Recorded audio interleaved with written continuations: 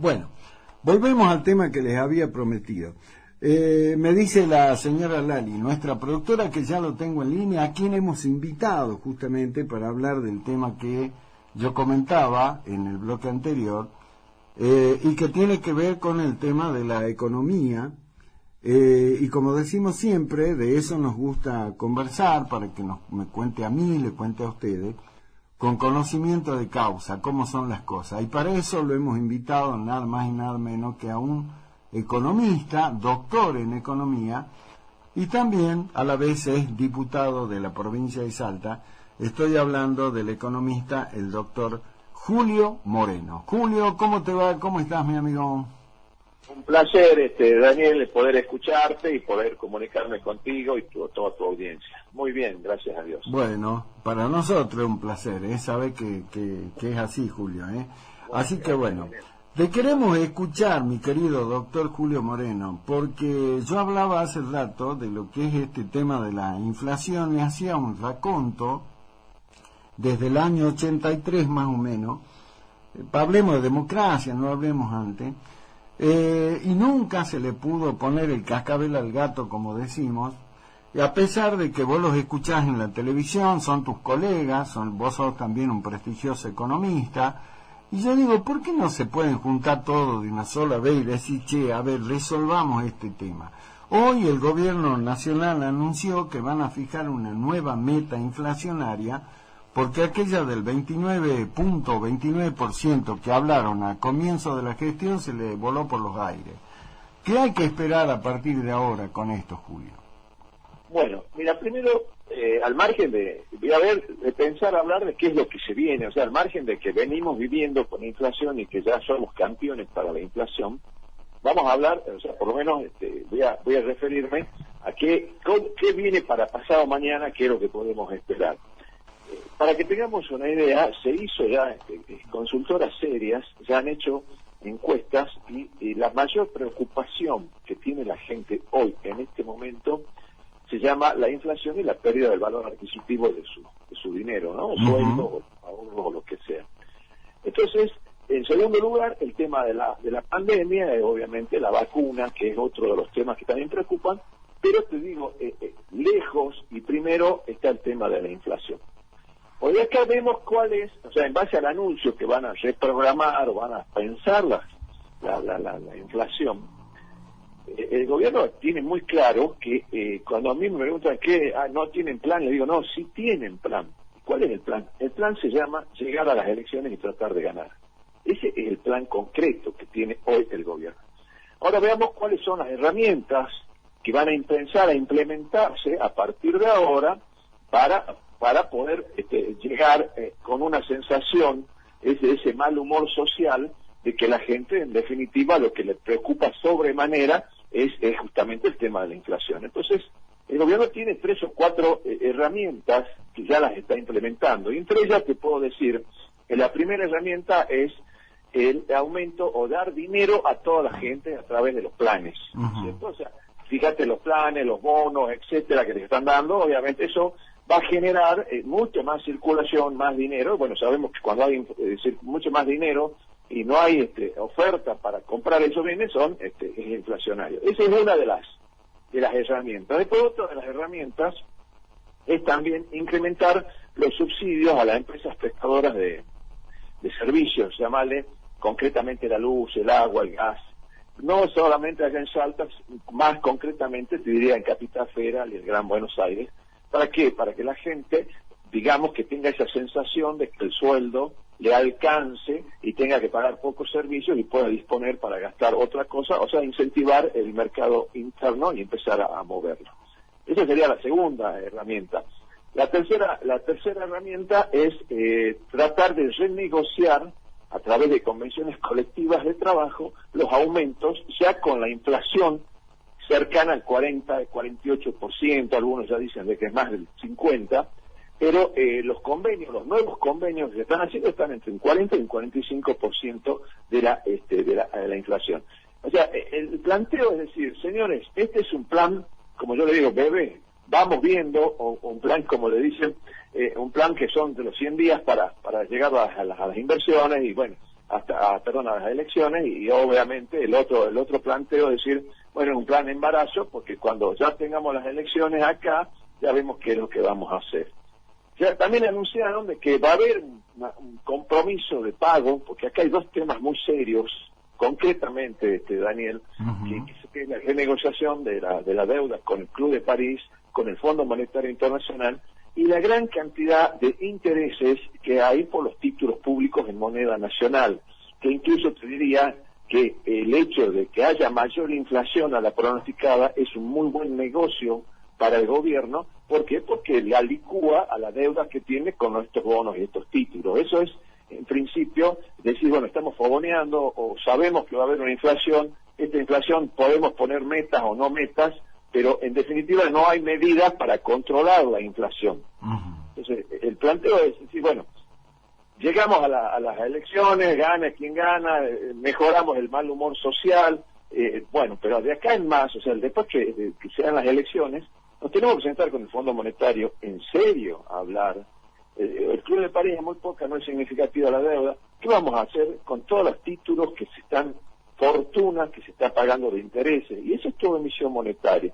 Ahí el planteo es ese, o sea, yo te diría que hoy tenemos un plan, vamos a ver ficticiamente una reactivación de la economía, justamente por la cantidad de dinero que se está volcando al mercado, a la ciudad, al país, y después, bueno, obviamente las consecuencias las vamos a tener que pagar con mayores inflación, disminuir de los gastos, se bajará de alguna manera la obra pública, que es la que en definitiva genera más fuentes de trabajo, pero por de pronto hasta las elecciones va a ser una cantidad tremenda de dinero que vamos a ver en circulación. Ese es un poco el planteo, el plan que tienen. Cuando me dicen no hay plan, no, sí hay plan. El plan es llegar a las elecciones bien. Así es, sí, no sé si fui claro. No, ha sido muy claro y coincidimos totalmente, porque yo decía, obviamente desde mi apreciación, más con una mirada política que técnica, yo decía, Julio, que en realidad el objetivo que se tiene este gobierno, tanto en el tema de la pandemia como en el tema de la inflación, es nada más que llegar, aunque sea a arañazos, así como se pueda, a la elección. Por eso la postergaron, la patearon para una época que piensan que a lo mejor la pandemia podrá ser más benévola, pero el objetivo fundamental es la elección, pero no es resolver el tema de la pandemia, coronavirus, de manera integral, y tampoco con el tema inflacionario. Es simplemente una cuestión de maquillaje electoral. Creo que coincidimos plenamente con esta afirmación que vos le das, claro, un argumento tremendamente técnico, Julio. Ahora, Daniel, hay otro tema también que también formó parte de estas encuestas, que es el tema de la vacunación. A ver. La gente o el gobierno cree que cumpliendo con la vacunación va a tener votos cautivos de todas las personas que han sido vacunadas con los distintos tipos de vacunas. Pero el gobierno se está equivocando, porque la gente entiende que esta es obligación del gobierno. No porque le hayan puesto la vacuna van a tener el voto cautivo en noviembre, bueno, ahora los pasos también, pero el planteo es decir, señores, gobierno, esa es la obligación de ustedes, proveernos la vacuna. Y no crean que porque mandó las 2 dosis van a tener el voto cautivo nuestro. O sea, esa diferencia también hay que hacerlo, porque obviamente, decir, bueno, si lo vacunamos, que si 1 millón de vacunas, 2 millones, tal porcentaje vacunado. Señores, la gente la tiene recontra clara y sabe perfectamente que esa es obligación, y no por eso se va a ver obligada, o por lo menos con una cierta obligación moral, digamos, de que lo van a aplicar al oficialismo. Y eso no va a pasar, porque la gente ya lo tiene totalmente claro y asumido, ¿no? Claro, el famoso, el voto cuota que había en su momento, ¿te acordás? Que la gente votaba porque decía, yo con este gobierno puedo comprar cuota. Estaba el otro voto que era el que deme 2 por 1, y en este caso con la vacuna es más o menos lo mismo. Dice, bueno, van a decir que gracias a nosotros se salvaron, y por eso es que apuestan a este tipo de cosas. Ahora, Julio, para esta situación, el año pasado asistimos a lo que fue la manera como el gobierno nacional repartía dinero de una manera increíble para distintos lugares. Y este año, ¿se está haciendo lo mismo? ¿Cómo está aquellos sectores más castigados para sobrellevar este tema de la pandemia que sigue con la misma o más crudeza que el año pasado? Un poco, te lo voy a hablar de la parte técnica, obviamente, y después le vamos a dar el perfil político. Sí, señor. En el primer trimestre, el ministro Guzmán estaba muy contento porque se bajó el déficit fiscal, o sea, quiere decir de que se gastó menos, o eventualmente mucho menos de lo que se gastaba en base a los ingresos. Pero acá tenemos que ver que se cobró este impuesto compulsivo a la riqueza, que venció el impuesto al patrimonio neto, la soja que dio un rendimiento, un precio espectacular. Entonces todo eso sirvió para que salga con mucha fuerza y decir, señores, estamos cumpliendo nuestras metas de bajar el déficit fiscal. Pero ahora, la interna que hay dentro del mismo kirchnerismo, es que hay un sector que dice, señores, tenemos que ser más prudentes, no gastar más, no gastar menos, y hay otros sectores que están diciendo, señores, hay que gastar porque si no vamos a perder las elecciones. Uh-huh. Y lo tenemos también con el proyecto del gas más barato para determinados sectores que hace frío. O sea, todos esos proyectos forman parte de un esquema político electoral, nada más que eso. Uh-huh. Entonces, el primer trimestre el gobierno hemos tenido suerte de que sí se bajó un déficit fiscal, etcétera. Pero ahora vamos a ver los números a partir de que empiecen a repartir estos dineros y te vas a dar cuenta de que seguimos tanto o peor que la situación fiscal que teníamos al comienzo. Así que esto es como que de golpe después, antes y después de las elecciones va a haber alguna cosa que haga que pueda hacer que o entramos en default, y espero equivocarme con el fondo ya mostró muy buena predisposición en refinanciar la deuda a 10 años, el Club de París también están haciendo fuerza, que son la mayoría también son socios del Fondo Monetario, que dicen, bueno, Argentina tiene que mostrar un plan coherente, sustentable en el tiempo, que sea creíble. Así que el planteo es que vamos a empezar a hablar después de las elecciones, recién cuando se sienten y decir, sí, vamos a hablar. Ahora, el ministro Guzmán dice, bueno, voy a darle un adelanto de dinero al Club de París para que vea que tenemos la voluntad de pagar, no declare el default. Uh-huh. Pero ya estamos prácticamente en un default técnico con el Club de París. Así que esas son las cosas que en este momento no se va a hablar desde el oficialismo, pero sí tenemos que tener claro de que hay un antes y un después de las elecciones. Exacto. Ahora, Julio, vos sos un economista, sos doctor en economía, pero también sos un empresario que la venís peleando desde hace décadas con tu empresa. Y yo hablaba el otro día con la gente de Prograno, y con este tema de cerrar las exportaciones de carne, ¿no? Porque con el argumento de que la carne es muy cara porque se va al exterior, entonces hay que dejarla acá para saturar de oferta y para que entonces baje el precio.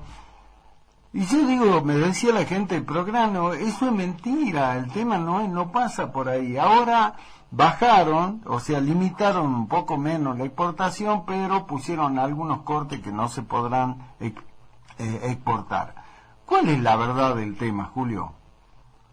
La verdad del tema, concretamente, si me van a hablar y me dicen, bueno, sí, las exportaciones van a aumentar los precios, te diría que hoy el dólar está planchado y lamentablemente lo están usando como ancla de inflación. Muchos tenemos una economía prácticamente dolarizada y, bueno, si sigue aumentando el dólar, obviamente muchos artículos que dependen de los dólares, de las importaciones, etcétera, van a tener que subir. O sea que el argumento de las exportaciones te diría que es relativo.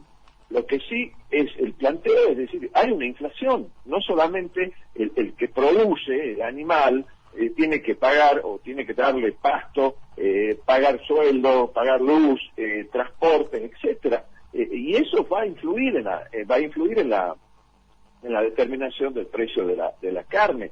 Obviamente, los cortes, o sea, puedes decir, bueno, señores, abran las exportaciones, bueno, pero también hay que pensar de que hay cortes que afuera no se pueden exportar o no los quieren comprar. Bueno, empecemos a ver cómo buscamos la forma, pero el planteo es decir, bueno, puede llegar a bajar, pero no creo que sea una baja significativa cuando en definitiva no hay políticas de incentivos a la ganadería, no hay políticas de ningún tipo de incentivo, y eso también lo hace falta se sincere el país, ¿no es cierto? Decir, bueno, nosotros ya tuvimos la experiencia del anterior gobierno kirchnerista que prohibieron las exportaciones de carne y bueno, perdimos más de 10 millones de cabezas de ganado. O sea, en definitiva, no tenemos un plan coherente, y vuelvo a repetirte, es el plan para pasado mañana, que baje la carne para que la gente pueda comprar más carne o aumentar su dieta alimentaria o lo que fuere. Pero no hay una coherencia de decir, bueno, vamos a incentivar la ganadería, ¿cómo vamos a hacer para bajar los precios? Y eso no lo veo, no hay. Entonces, eso es lo que se reclama a todas las entidades del campo, que no hay un plan coherente y permanentemente se están cambiando las reglas de juego y no hay una seguridad jurídica, una estabilidad. Entonces eso es lo que en definitiva le hace muchísimo mal al país y por supuesto muchísimo mal a las inversiones. Daniel, hay más de 260.000 millones de dólares declarados de argentinos que lo tienen ya sea en los colchones o fuera del país. Entonces, ¿qué es lo que nos está pasando como argentinos? No sé si me explico. No, perfecto. Ahora fíjate vos hablas de este tema particular, de lo que es la situación de la carne, las exportaciones, digamos, de la agroindustria, de la actividad ganadera, pero ahora se nos presenta, tenemos otro frente de conflicto, como si con eso no nos bastara, Julio, que se está abriendo otro enorme agujero, digo yo, en lo que es la seguridad jurídica, a partir de esta idea de nacionalizar el litio. Pero yo digo, ¿no?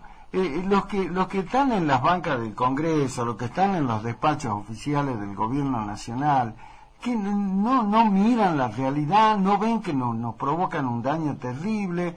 Vos acabas de hablar de la cantidad de argentinos que tienen la plata en el colchón o en la caja de seguridad, y cuando aparecen estos hechos concretos de inseguridad jurídica, el posible inversor, y esto lo sabe muchísimo vos más que yo, Julio, huye despavorido.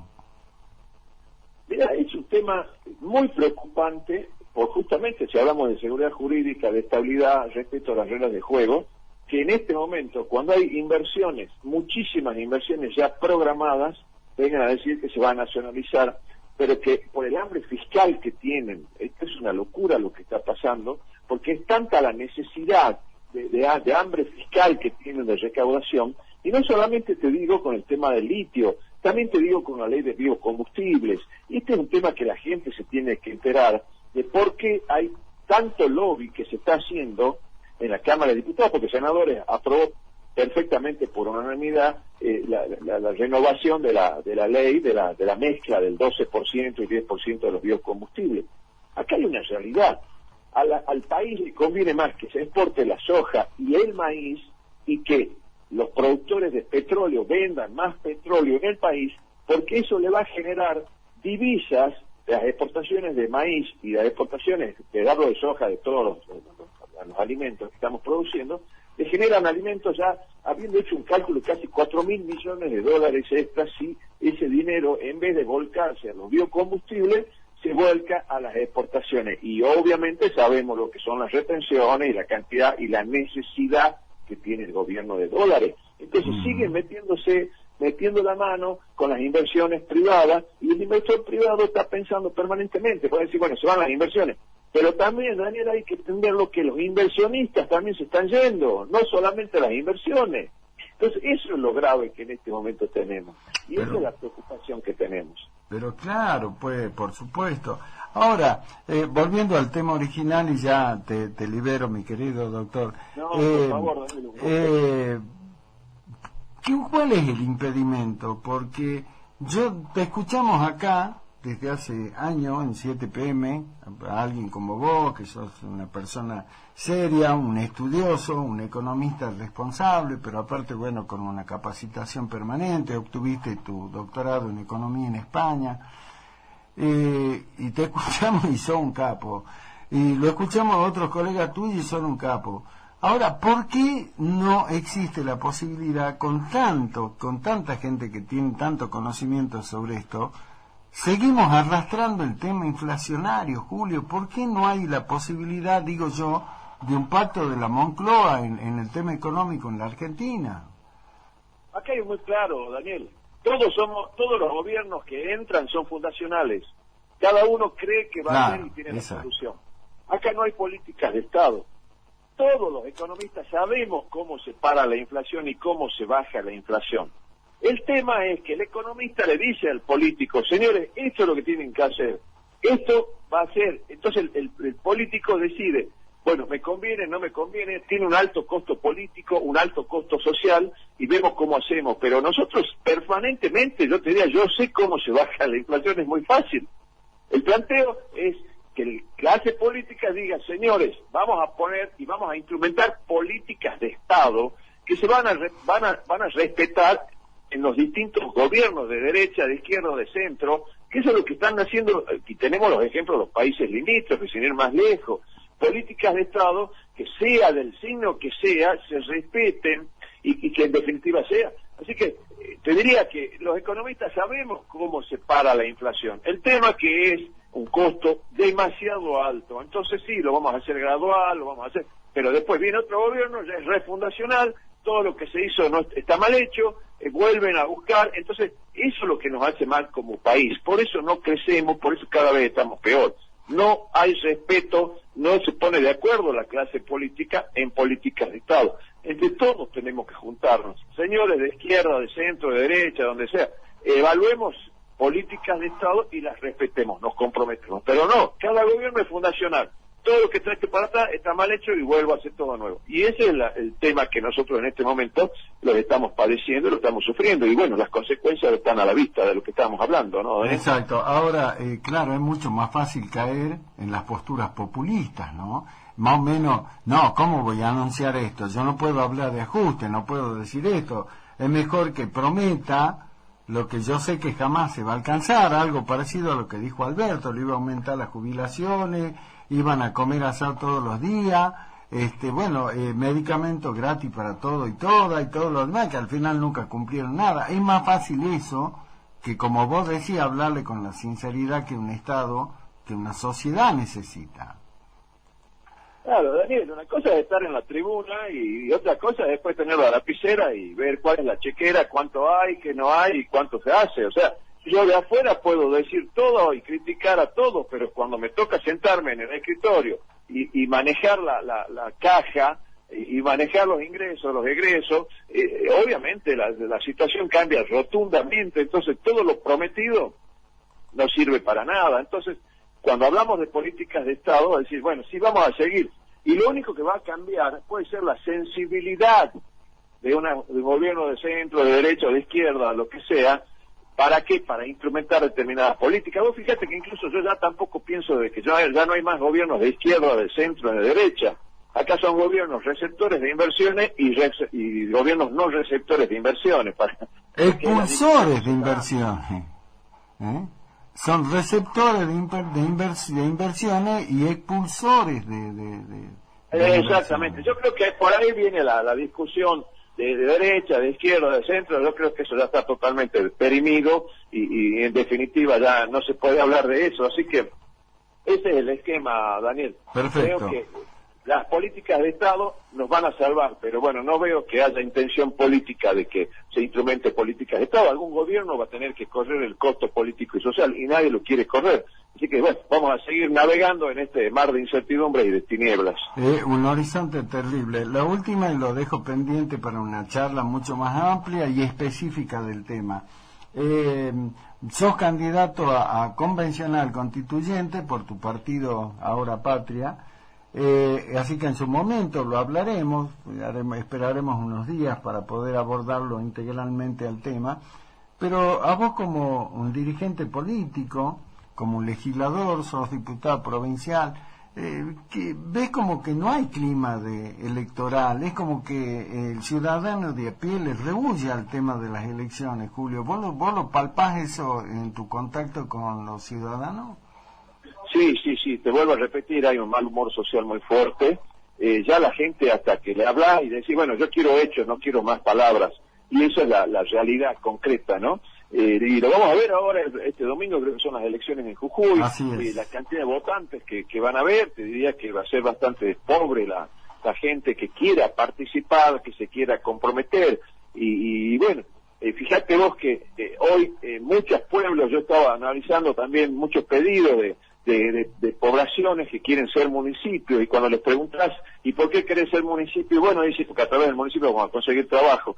Fíjate vos Claro. hasta dónde hemos llegado, Claro. y la poca confianza que se le tiene en la clase política, y eso va a llevar mucho tiempo cambiar ese mal humor y esa imagen que tiene la clase política.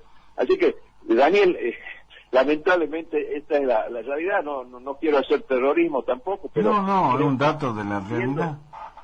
viendo cómo están las cosas, esa es lo que vi como diputado, que la gente también está bastante harta y quiere políticas que incentiven el desarrollo, que incentiven el trabajo, y eso es lo que tenemos que saber, y en eso estamos trabajando nosotros en Ahora Patria, ¿no? Y por supuesto con la alianza de Juntos por el Cambio Más, que creo que vamos a hacer una muy buena elección por las propuestas que vamos a hacer a todo el electorado. Así que estamos conscientes y contentos de que podamos tener esta oportunidad y poder comunicarnos con la gente de cuáles son nuestros proyectos. No, exactamente, ya lo hablaremos en su momento mucho más ampliamente. Quería tener un pantallazo de esto. Qué increíble esto que decís, ¿no? Claro, el mayor empleador de la provincia, y si no el único, es el Estado. Por eso la necesidad de crear muchos municipios, para que la gente trabaje en el Estado. El municipio de Agoray tiene que elegir intendente, no sé qué cantidad, 8 o 9 candidatos hay. Hay 16. Una barbaridad. Hay 16 para completar un mandato de 2 años, no es ni siquiera por 4, Imagínate Julio. vos que no hay vocación política tampoco, es la necesidad de tener trabajo. Y le contaba al interventor de que por la cantidad la cantidad de habitantes que tiene ese municipio, tendría que tener de 150 a 250 empleados, y tienen 600 empleados. Entonces te das cuenta de que es tremenda la pobreza y la falta de trabajo. Entonces ahí es donde tenemos que apuntar, Daniel. Y Por la clase supuesto política, que sí. En vez de querer ganar una elección, tiene que dar propuestas para dar trabajo. Exactamente. Doctor Julio Moreno, mi querido amigo, gracias por esta charla, que quedamos ya con el compromiso de hablar más de lo que es tu candidatura como convencional y de analizar un poco más el panorama político en otra oportunidad. Hoy queríamos tener tu opinión sobre este tema de la inflación, con este anuncio del gobierno nacional de fijar una nueva meta inflacionaria. Así que, como siempre, te agradezco, Julio, sabe que es un placer charlar con vos. Lo mismo digo, Daniel, es un gusto. Saludos a vos, por supuesto a tu equipo, y bueno, a toda tu audiencia. Un gran abrazo.